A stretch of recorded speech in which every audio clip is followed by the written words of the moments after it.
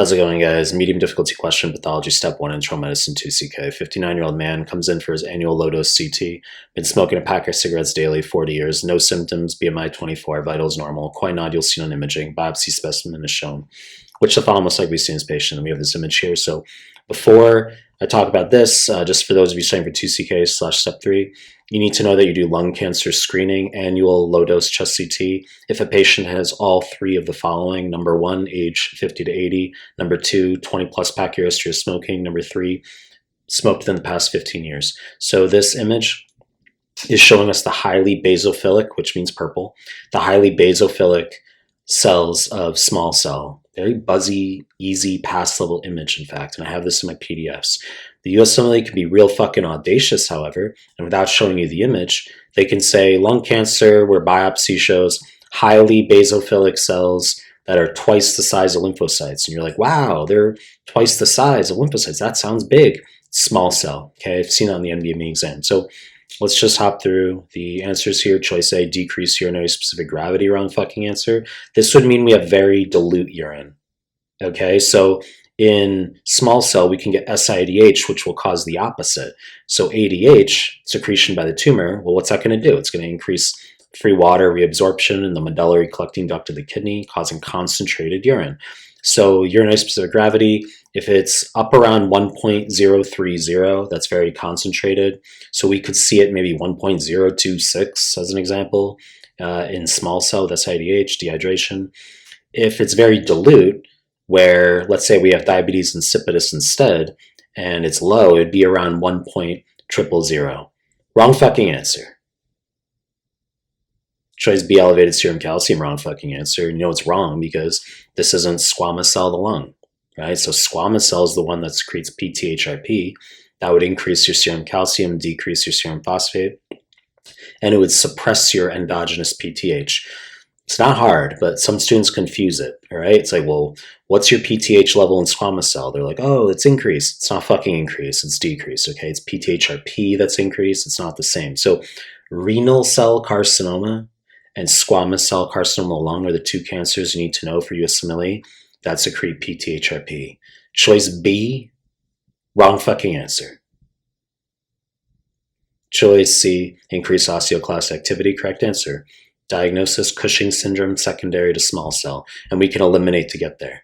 So you think about the paraneoplastics, we eliminated SIADH. Well, Cushing's, osteoporosis, very high yield. I could have written avascular necrosis.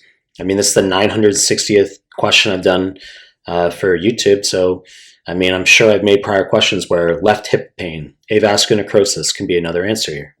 Okay, and I've also made, those of you who've been following my content, hypokalemia. That's a very difficult one, in fact, for Cushing syndrome, because chronically elevated glucocorticoid in the blood can have a mineralocorticoid effect similar to aldosterone.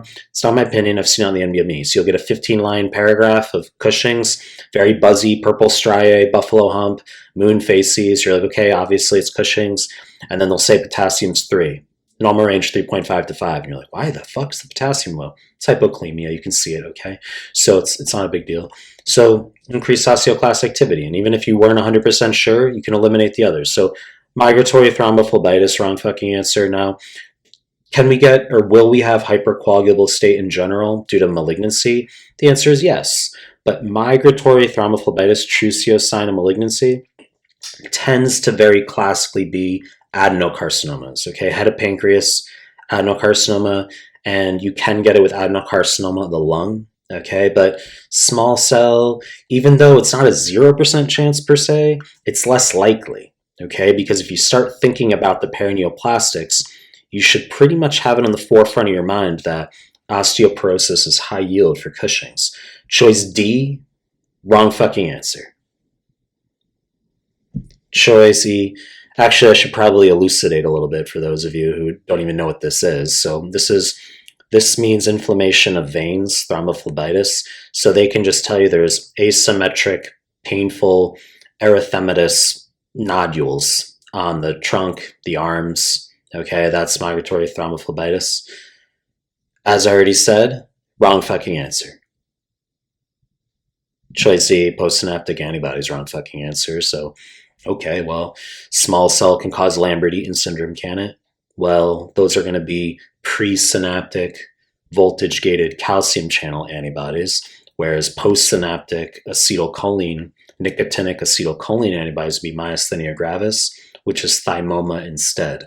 So the paraneoplastics you need to know for the lung cancer is we said PTHrP secretion for squamous, and then for small cell, you're going to have SIADH, you can have Cushing's, you can have Lambert-Eaton. You can also get neuropathy. Okay, there's anti-Hu, anti-Yo antibodies, a bit lower yield, but just a factoid you could be aware of. Choice E, wrong fucking answer. You know the deal. I'm going to make more content. If you like my stuff, subscribe my channel. And I appreciate your time. That's it.